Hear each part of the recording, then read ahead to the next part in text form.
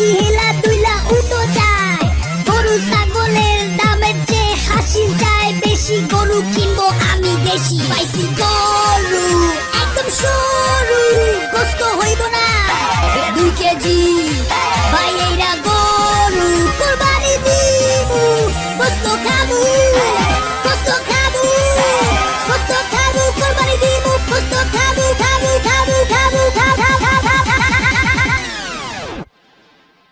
কসাই কোথায় পায়?